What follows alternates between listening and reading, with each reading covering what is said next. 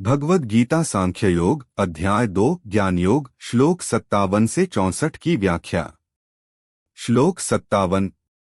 यह सर्वत्रान्भिस्नेहस्तत्तत्प्राप्य शुभाशुभम् नाभिनंदति न द्वेष्टि तस्य प्रज्ञा प्रतिष्ठिता। अनुवाद। जो व्यक्ति सर्वत्र आसक्ति रहित होता है और शुभ या अशुभ प्राप्त होने पर न तो हर्षित होता है और न ही द्वेष करता है, उसकी प्रज्ञा स्थिर होती है। यहाँ श्री कृष्ण कहते हैं कि एक स्थिर बुद्धि वाला व्यक्ति सुख और दुख, शुभ और अशुभ में संभाव रखता है। वह न किसी पर अत्यधिक प्रेम करता है और न ही किसी से द्वेष करता है। इस समता की अवस्था में उसकी प्रज्ञा स्थिर होती है, जो कि ध्यान और आत्मसंयम का परिणाम है। श्लोक 58। यदा संहर्ते चायं कूर्मुगानि सर्वशः इंद्रियाणीन्द्रियार्थेभ्यस्तस्य प्रज्ञा प्रतिष्ठिता। अनुवाद। जिस प्रकार कछुआ अपने अंगों को संकुचित कर लेता है, उसी प्रकार जब व्यक्ति अपने इंद्रियों को इंद्रियार्थों विषयों से हटा लेता है, तब उसकी प्रज्ञा स्थिर होती है। इस श्लोक में श्री कृष्ण कछुए का उदाहरण देते हैं, जो अपने अंगों को अंदर खींच लेता है। उसी प्रकार जब व्यक्ति अपनी इंद्रियों को विषयों से हटा लेता है और उन्हें अपने वश में रखता है, तब उसकी बुद्धि स्थिर होती है।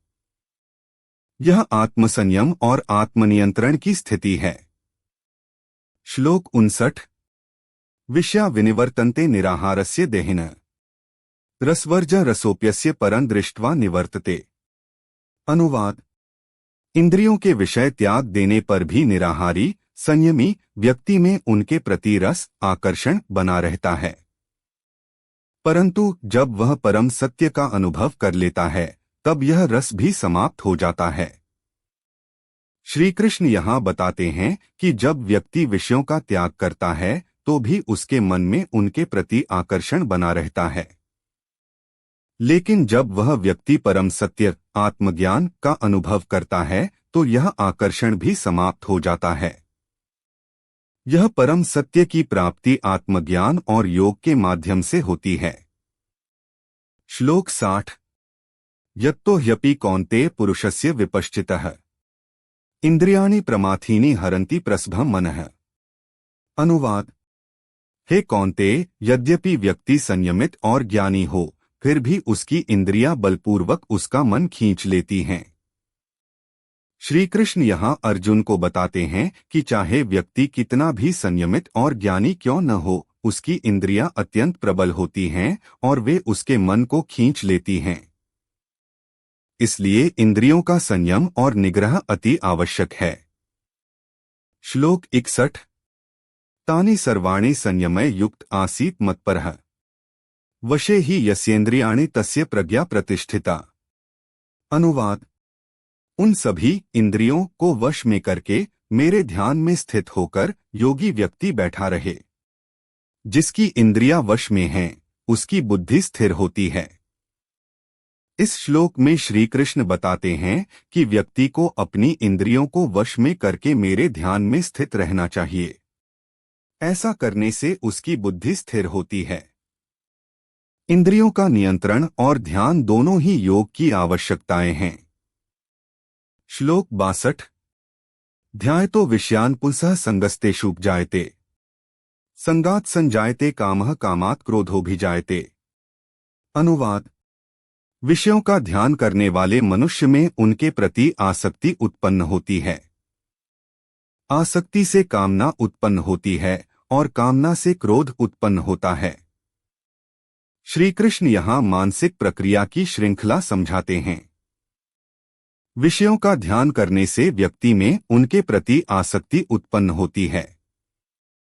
यह आसक्ति कामना, इच्छा का रूप ले लेती है और जब यह कामना पूरी नहीं होती तो क्रोध उत्पन्न होता है। इसीलिए विषयों का ध्यान करने से बचना चाहिए। श्लोक 63। क्रोधात् भवति सम्मोहः सम्मोहात् स्मृतिविभ्रमः स्मृतिभ्रंशात् बुद्धिनाशो बुद्धिनाशात् प्रणश्यति। अनुवाद। क्रोध से सम्मोह मोह उत्पन्न होता है, सम्मोह से स्मृति स्मरण शक्ति का भ्रम होता है। स्मृति भ्रम से बुद्धि का नाश होता है और बुद्धि नष्ट होने से व्यक्ति का विनाश होता है। श्री कृष्ण यहाँ बताते हैं कि क्रोध से मनुष्य की बुद्धि भ्रष्ट हो जाती है।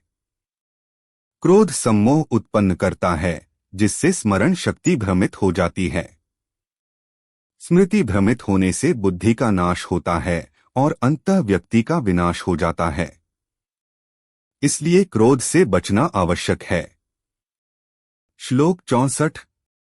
रागद्वेष वियुक्तैस्तु विषयानिन्द्रियश्चरन् आत्मवशैर्विधेयात्मा प्रसादमधिगच्छति। अनुवाद। परंतु जो व्यक्ति राग, आसक्ति और द्वेष से रहित होकर इंद्रियों द्वारा विषयों में विचरण करता है, वह आत्मवश, आत्मानुशासित होता है और शांति प्राप्त करता है। श्री कृष्ण यहाँ कहते हैं कि जो व्यक्ति राग और द्वेष से रहित होकर अपनी इंद्रियों को नियंत्रित करके विषयों में विचरण करता है, वह शांति प्राप्त करता है। यह आत्मसंयम और निर्विकारिता की अवस्था है। ऐसी स्थिति में व्यक्ति प्रसाद, आंतरिक शांति प्राप्त करता है। इन श्लोकों में भगवान श्री कृष्ण ने आत्मसंयम, इंद्रियों का नियंत्रण और मानसिक शांति की महत्वता को समझाया है। यह ज्ञान अर्जुन को उसकी मानसिक दशा से उबरने में सहायता करता है और उसे योग की उच्चतम अवस्थाओं की ओर अग्रसर करता है।